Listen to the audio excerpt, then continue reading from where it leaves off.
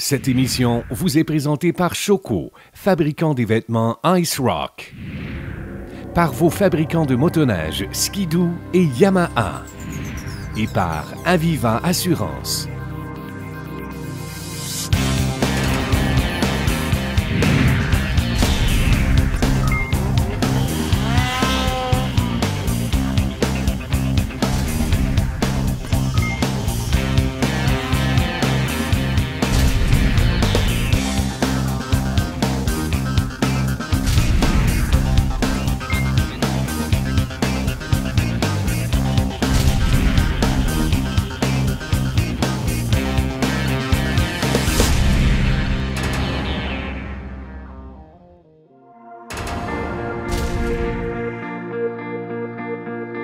Mesdames et messieurs, bienvenue à cette toute nouvelle saison de votre émission motoneige préférée, Randonnée Québec.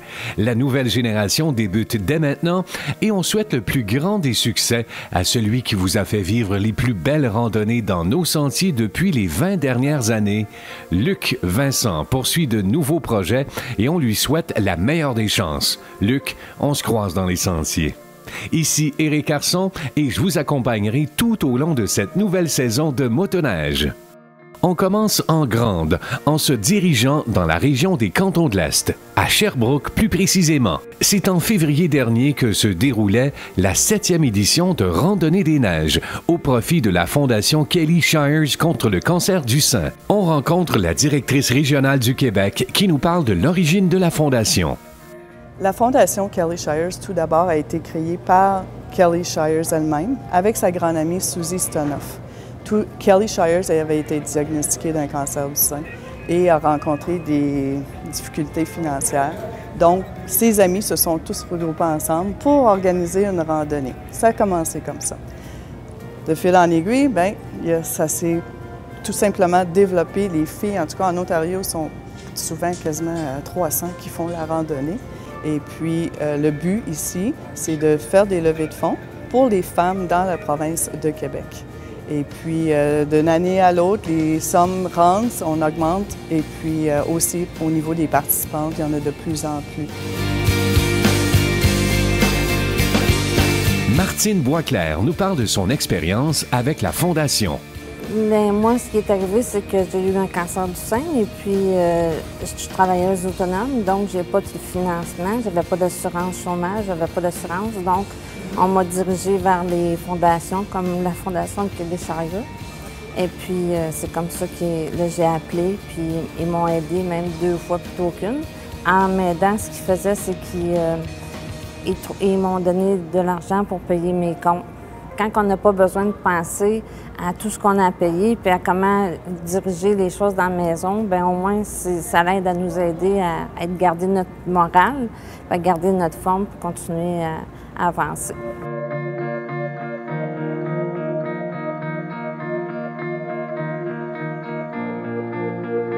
On est rendu à notre 7e édition et les 3 premières années, on les a fait dans le nord de Montréal et on a fait 3 ans à Québec. Alors, on a pris l'habitude de changer de région aux 3 ans pour justement offrir aux fidèles, les filles qui sont ici avec nous depuis le tout début, voir d'autres sentiers pour pas que ça devienne toujours répétitif. Quand on a fait 3 ans à la même place, c'est là qu'on se ramasse avec beaucoup plus de femmes, mais en changeant de région, on va chercher d'autres personnes. Alors, ça nous permet de se faire connaître par d'autres et aussi d'aider ou encore se faire connaître par d'autres entreprises. Alors, il y a des dons qui arrivent d'un peu partout, là, au lieu de que ça soit toujours concentré, soit dans la région de Québec ou dans la région de Montréal. Fait que là, on est dans la région d'Estrie cette année. Et puis, à notre grande surprise, on a eu beaucoup d'inscriptions. On travaille beaucoup sur la randonnée des neiges contre le cancer du sein pour Kelly Shires, qui se fait normalement durant le mois de février. Mais durant toute la saison hivernale, il y a plusieurs randonnées qui sont organisées. On a Sept-Îles maintenant qui organise la randonnée, ça va être le 3 mars. On va avoir le Saguenay-Lac-Saint-Jean. On a aussi Chaudière-Appalaches. On a la région de Mont-Laurier avec la randonnée des pros qui se passe au mois de janvier. Et il y a sûrement d'autres randonnées qui vont se rajouter. Il y a aussi Matane Eux autres, c'est aussi au mois de mars. Plusieurs clubs organisent des activités et puis ils se présentent à notre randonnée pour venir remettre les sous pour qu'on puisse annoncer le montant total qui a été ramassé durant l'année. Des témoignages tous aussi touchants les uns que les autres, il y en a à la Fondation. Leur travail en est vraiment un qui est essentiel pour toutes ces femmes qui ne veulent que vaincre ce fléau qui les afflige. Ce que vous faites en ce moment est tellement bénéfique pour notre rémission et pour que la vie soit plus belle.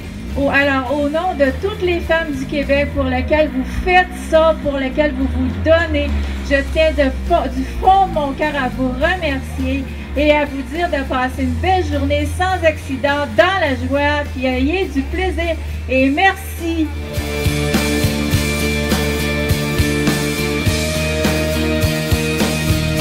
Lorsqu'on déménage, tout est à recommencer. Alors, ça nous prend nos bénévoles sur le terrain, ça nous prend la patrouille, ça nous prend des gens qui travaillent au niveau de l'hôtel pour nous recevoir. Alors, j'aimerais leur dire un gros merci. On est reçus comme des reines, comme on pourrait dire. Ils ont déroulé le tapis rouge et malgré les conditions, on a réussi à passer une très belle journée. Alors, on les remercie sincèrement. Cette année, un montant total de 274 000 $ a été amassé en levée de fonds, loterie et commandite. Un véritable succès qui montre la nature généreuse des motoneigistes. Et pour plus d'informations sur les prochaines levées de fonds, consultez notre site web au rds.ca/RQ.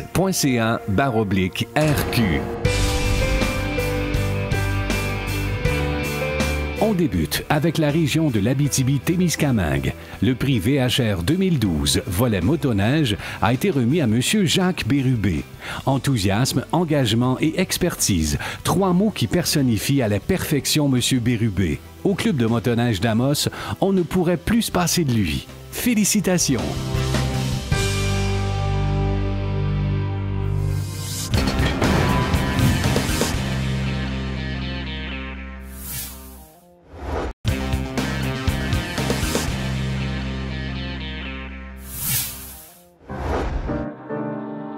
On se déplace maintenant dans la belle région de Québec, au centre des foires plus précisément, pour le Salon de la motoneige et des sports motorisés de Québec, où on a rencontré Pierre Tremblay, organisateur de la croisière sur neige. Croisière sur neige, c'est un concept, ça vient au départ de la randonnée Gens d'affaires et j'ai décidé d'ouvrir ça provincialement. C'est un concept un petit peu comme une croisière qu'on fait durant... Quand tu pars en bateau de toi-même, nous, on s'occupe des gens de A à Z. Ils arrivent à Mont-Laurier le mardi, on les prend, nous autres, on s'occupe d'eux autres, de tout le concept, repas, coucher, tout ça. On les guide, on transporte les bagages. Les autres, ils ont juste à se laisser aller, profiter de la motoneige, profiter des paysages, on s'occupe du reste. Il y a tous les âges. Là, on a des gens de 25 ans à aller à 55 ans.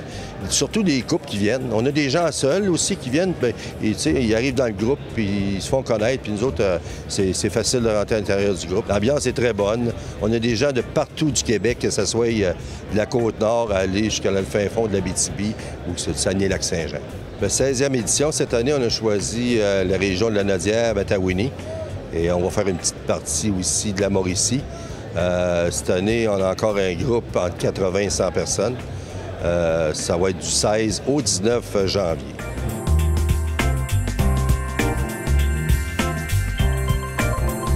Le défilé de mode, toujours un grand succès, comportait un volet démontrant la nouvelle collection Choco.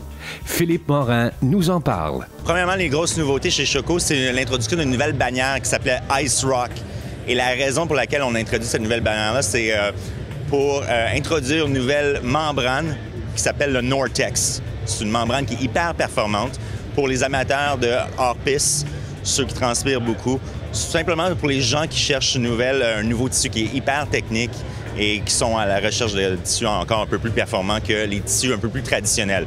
Donc, c'est vraiment pour les gens qui sont très actifs et pour ceux qui font du hors-piste également. Autre chose que je porte en ce moment, c'est une nouvelle gamme aussi qu'on a introduite avec les manteaux, donc des soft shells, des chandails, des accessoires, des gants et tout ça. Grande nouveauté chez Choco cette année, probablement les 2 modèles les plus importants dans notre collection, soit le Choco Aventurier qui est ici et le Choco Pro Racing. Donc, c'est des modèles que ça fait 10-15 ans qu'on a dans le marché, mais qui ont eu des changements, ça fait, je pense, leur 8e génération de changements.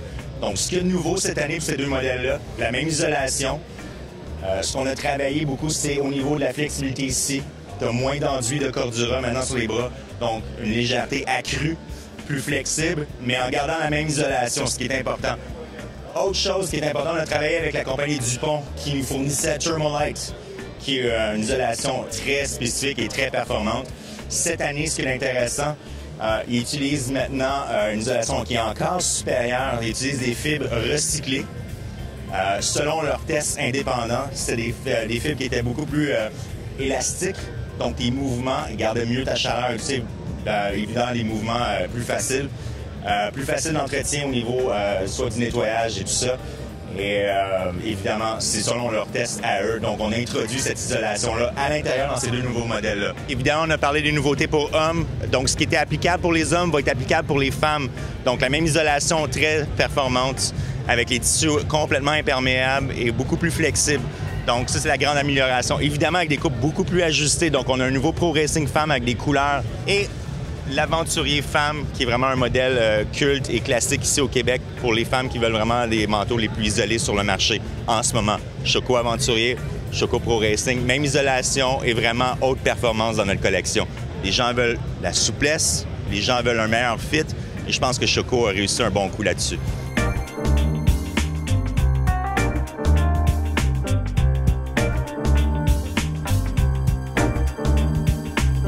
Le salon offrait également l'opportunité aux motoneigistes de rencontrer les manufacturiers. Steve Bolduc de Yamaha nous a jasé nouveautés motoneige chez eux. Chez Yamaha, cette année, la grande nouveauté, c'est le VK professionnel. On parle d'amélioration majeure au niveau de la suspension arrière qui a été remplacée complètement. On a utilisé la même suspension que sur le Venture TF, qui est un touring, donc plus de confort. Et aussi, on a mis des plus gros patins à l'avant. Les deux ensemble, ça améliore la flottaison dans la neige profonde, ce qui en fait une machine plus versatile là, pour sortir des sentiers. Le VK a été destiné pour le travail. C'est une bête de travail. Il est bâti solide, robuste, puis comme tu disais, le moteur, c'est un moteur économique. Donc, pour faire du sentier, c'est parfait aussi. La fameuse Venture revient cette année très prisée, très aimée de la clientèle. Depuis qu'on a mis la direction assistée dessus, là, les gens qui essaient ça ne veulent pas retourner en arrière. Des heures et des heures de conduite sans fatiguer, là, les gens ne peuvent plus se passer là-dessus. Tout le monde a embarqué depuis 2003. On a été les prédécesseurs, si tu veux. Et depuis ce temps-là, toutes les compagnies ont emboîté le pas au niveau du 4 temps ou développé des technologies similaires là, pour que les gens soient plus verts, là, si on veut. Là. Les derniers 2 temps étaient des moteurs hors bord qu'on avait en 2012. Et pour 2013, il n'y en a plus. Dans aucun des produits, que ce soit motoneige, VTT, motocross, les 2 temps sont disparus de la carte, si on peut dire. Pour le mieux. Oui, pour le mieux. Mais là, pour 2014, on a des belles surprises qui s'en viennent. À partir de février, là, les gens vont voir que le géant japonais s'est réveillé. Puis les gens qui vont avoir patienté vont retrouver le produit auquel ils s'attendent. Puis toujours avec la même qualité et durabilité, bien sûr.